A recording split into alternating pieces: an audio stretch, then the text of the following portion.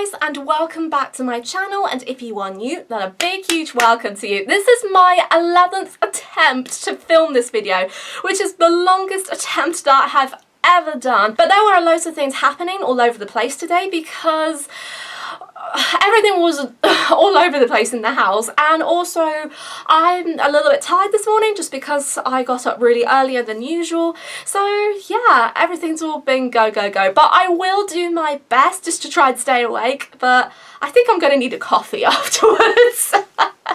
But I'm going to try and keep this video short as much as I possibly can because I have a little something at the end, which is a massive surprise, but I will explain it later in the video.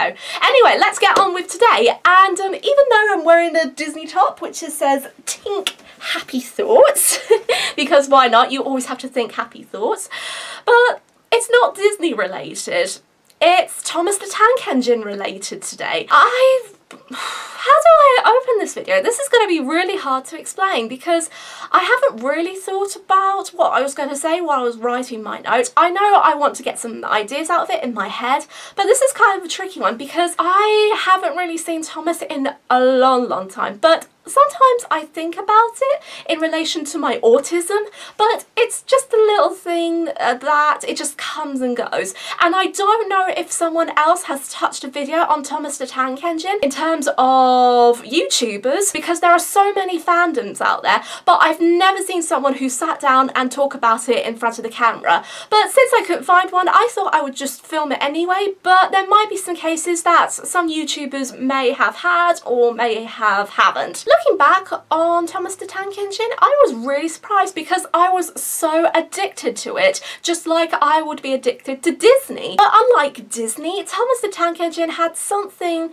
that I'm sure that some people on the autistic spectrum can relate to. And I was reading a newspaper article about it, which is over 10 years old, and it was with the National Autistic Society, with HIT, who owns Thomas the Tank Engine, the CGI version. It was really interesting because when I read that article, and I will leave the link to it in the description box down below if you want to have a read of it yourself, but I think some things of it are a little bit outdated, but I'm not really too sure, but I could be wrong with this. But there were some bits that really hooked me, and when I came down to do this video, I thought, I wonder if it's something that I relate to. And thinking about it now, absolutely, 100%. And one of the main things that included is easy storytelling, because each story, minus the credits and the opening, is about 4 to 5 minutes long, sometimes 6 minutes, but it just depends on the length of the story, and each story is really interesting. But the main thing that really got me hooked was all the different characters' emotions. Now, I don't really like the CGI animation because it just takes away all the magic. I really don't like that at all. But when it came to the stop animation, I was definitely hooked because the stop animation actually helped me to realise how the engines were feeling. So if they were happy, I would be happy. But if they feel sad or cross, I would just still be happy, but look at it in fascination. And this helps me to understand in terms of thinking about each emotion. And I copied some of these emotions, and whenever I feel like I really want to cry or I really want to be angry, I just copied them, just like that, but with my own sense of feeling. Because with my autism, I really struggled to pick up facial expressions and body language, and it was all higgledy-piggledy.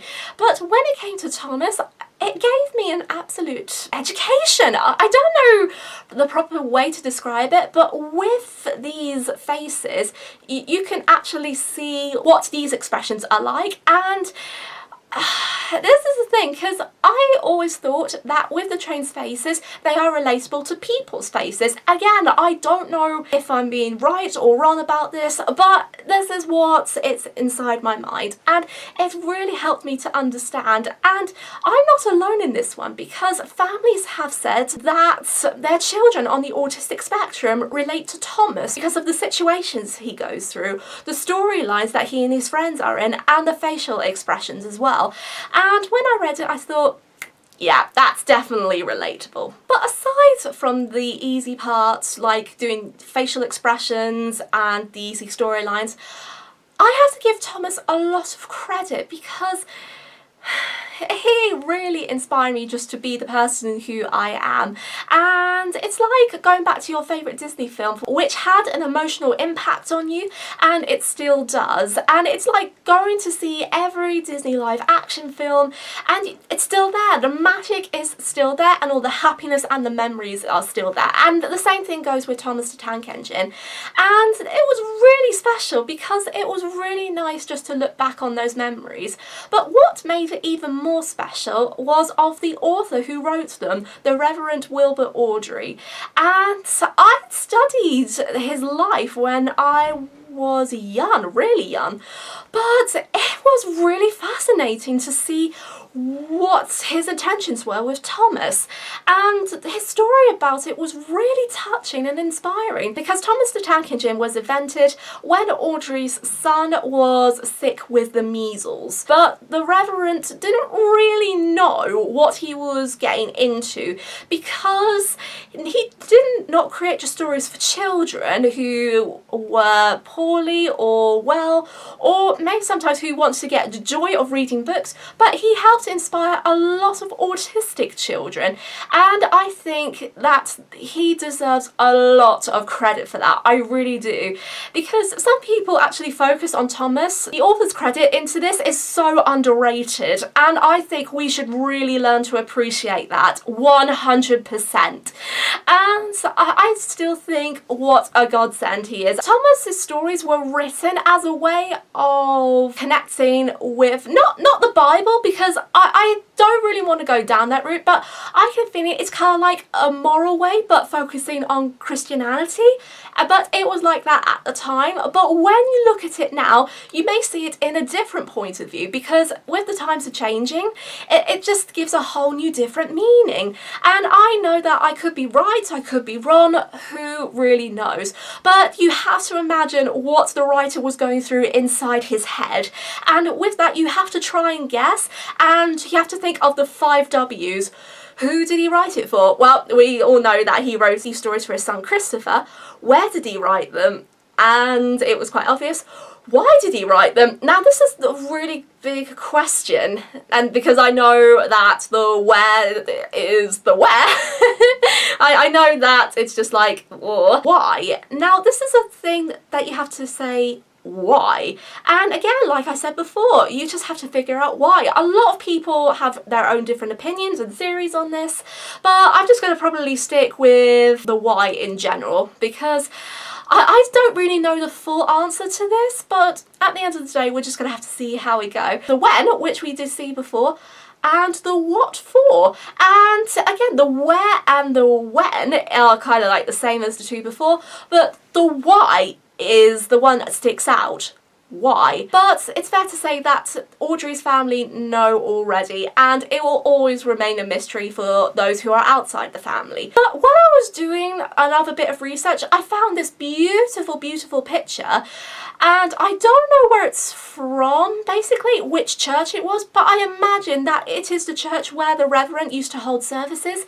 But in that picture, the church had a massive, beautiful stained glass window of angels and the 5 disciples of Christ, but all the way tucked down at the bottom is a glass painting of Thomas inside his shed with another legend who's not really revealed, and opening the door is the Reverend himself. And this symbolises a very, very special message, but it's not just a message, it's a wonderful tribute to a wonderful author, and I think it's fair to say that it is absolutely marvellous. And I think I'm going to stop right there. I know that I've been really mumbly and jumbly all over the place, but it was a really tricky topic just to talk about because I didn't really know what I was going to fully say, but I think I've said things that I've said already. So yeah, I don't think there's a lot to explain about, but yeah, it was just like all of those things that happen. Sometimes videos are very long to explain, sometimes they're a bit short, but in this case this is a very short video. But this is not over, because I have a little announcement, and this announcement is something very special. This special announcement is something that I have touched on a few years ago, but it was abandoned because I really didn't know what was going to happen with it. But I've decided to look back onto it and just give it a new modern twist. And I'm writing a theatrical play on Christopher Awdry's life. So it's kind of like Goodbye Christopher Robin, but I'm not really getting close to ties with that, but I'm just going something that's a little bit out of there, but it's an original play slash story, but whose life is been reflected by Thomas the Tank Engine, and I'm focusing on the relationship between him and his father, because I read that some things were not really steady, but I don't know if it's really true, but I'm going to try and see how everything goes. I did have some research because I read the Thomas the Tank Engine man, Wilbert's autobiography, so I'm basing the play on the autobiography and some other resources I can find, but I think we're just going to see how it goes. I may try and get this as accurate as possible, but I really cannot guarantee it for sure, but we're just going to have to see how we go. And the history behind it is that I wrote it for a special writers group whilst I was studying at Chicken Shed, and I got a review and I decided to revise it. However, the writing group got scrapped and I had to abandon it because I thought that there was no point looking at it anymore. But when I came back to it, I thought I have to finish this, so I'm in the process of doing that. It's not going to be easy and I may jump in and out a few times, but we're just going to have to see how we go. What I am about to show you is the introduction to the play. This is something that I composed myself, and what I had the idea in my head is that I want to share some pictures of the Awdry family, and then I wanted to use some old footage of steam trains and the docks, but also I wanted to include some part of Wilbert Awdry's audio story of Edward's day out, and he did record himself telling the story, so I was really fortunate just to find it. But I also want to show some of the footage of what happened during World War II, because the idea for Thomas the Tank Engine came during the Second World War, so I really wanted to reflect on bits like that. Now, I really don't own the footage or the sound recordings, but I will leave them in the description box down below as credit to the original owners, but I'll also let you guys to watch any of the documentary from the footage that I used for the video. And yeah, let me know what you guys think of the project at the end. Do you think I need improving, or what do you think you want me to add? And again, let me know in the comment section down below. I would really love to hear your feedback. And yeah, that's probably it really. That's all I'm gonna go, because I know I will get repetitive again, but I will have to watch out for that. So until then guys, I hope you have a wonderful day wherever you are in the world, and always remember to keep on dreaming and never stop believing. Enjoy the video and I will see you very soon. Bye bye!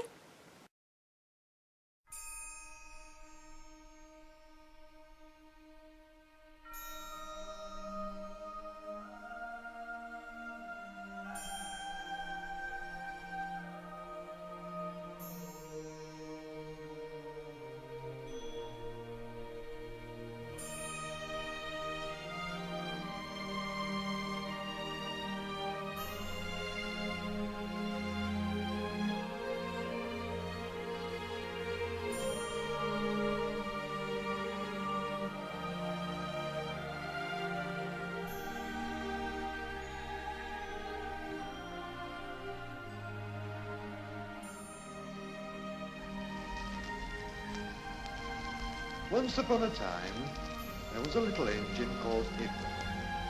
He lived in a shed with 5 other engines. They were all bigger than Edward and most of the boat. The driver won't choose you again, he said. He wants big, strong engines like us. Edward had not been out for a long time. He began to feel sad. Just then, the driver and fireman came along to start work.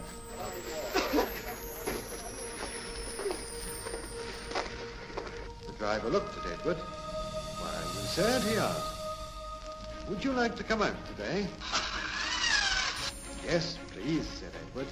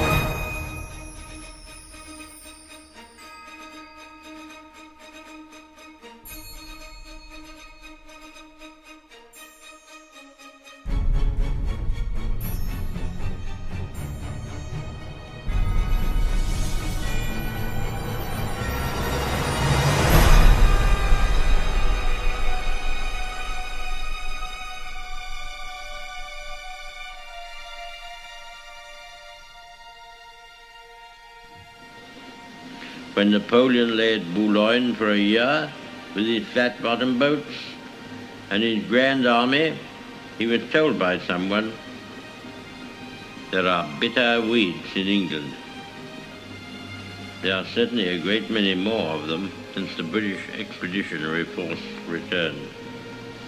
Sir, I have myself full confidence that if all do their duty, if nothing is neglected, and if the best arrangements are made, as they are being made, we shall prove ourselves once more able to defend our island home, to ride out the storm of war, and to outlive the menace of tyranny, if necessary for years, if necessary alone.